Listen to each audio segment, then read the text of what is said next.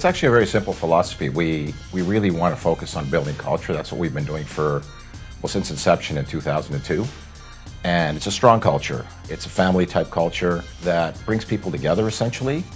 And by bringing people together, you work better, stronger, faster, accomplish more together. You share ideas, the growth is there, it's productive growth. And ultimately what happens is the customer and the lender partners benefit from all that as well. It was actually by accident, to be very honest. I was a banker for a number of years. I just felt internally that I always had this self-employed, intrinsic drive. And it ultimately led to just building my own business as a mortgage broker from the bank. It was a natural transition.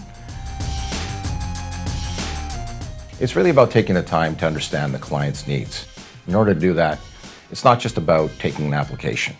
Essentially, it's about taking the time initially to understand, by asking proper questions, what is the client really looking for? Once we understand what the client's looking for, we proceed to the next step of the process, and that is doing an application. The application is complete, you now know what type of documentation you can ask for, or you should be asking for. My main focus is really trying to get as much upfront and pre-underwrite the transaction so that I take time away from the process for both the client, the lenders, the underwriters, really by essentially raising the productivity levels. One of the things that we focused on for Mortgage Edge was building culture. What I really like about Equitable is the culture that it's built over the years. I've been doing business with Equitable for years, decades, quite frankly. It's just the way that it's built up and where it is today. It's a family type of feel when you're both cooperating and working together. And that's what I like about Equitable. They ask, they inquire. They're concerned about, what the processes are. Are they smooth? Are they good for the client? Are they good for the broker? And it's a constant kind of exchange, which is what makes a long-term relationship work. Well, I certainly wouldn't be retired, that's for sure. I have way too much energy and much more to accomplish. But let's say I did get to that end goal. I'm a huge advocate and animal lover. I've just got this newfound love for our little furry friends. They just have so much to give, and I just want to give back. It's a wonderful thing, and it's a passion of mine, and I'm going to start a sanctuary, basically. The lender-broker relationship is what makes things happen. It's important for brokers to understand that without that strong lender-broker relationship, there's really no longevity to the relationship between the broker and lender. I've always carried the philosophy that if we took the time to understand the sensitivities of lenders, what it is that they're looking for, and what's important to them and what drives them, and why those sensitivities are there, brokers would actually probably make their own life easier if they chose to work together more closely with lenders by trying to understand this, improve the processes on their end. What is it that they could do as brokers to make things easier? And when you work together to understand each other, then they do well, you do better, the client has a great experience, the referral sources have a great experience, and the transaction is that much better. It's much smoother, and it leads to more business for yourself.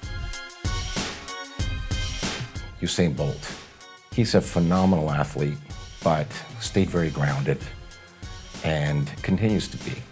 I like athletes and really role models that also get involved in charitable work to a great extent, because charitable work is very, very important for role models, and something that I'm actually pretty passionate about myself. I quietly support charitable work, including my passion, and that's to essentially support pet charities, but also supporting hunger charities, homelessness. That's very passionate for me.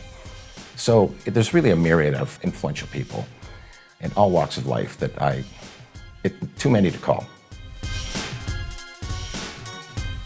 Awareness. Managing a good balance in life between work and home life is extremely important. I used to work 14 hours a day, 7 days a week, and I kid you not.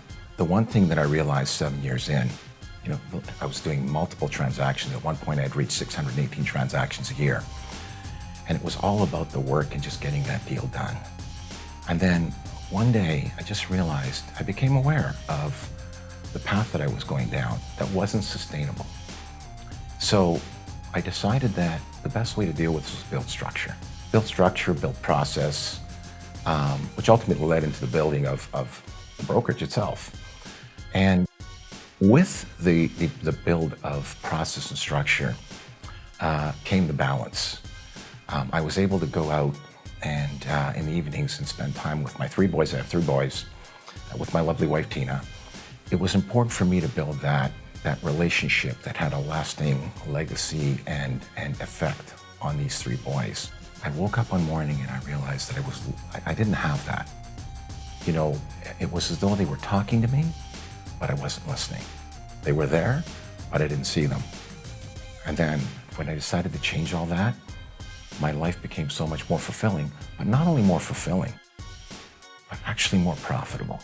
Profitable not just from a monetary perspective, but also from a satisfaction perspective.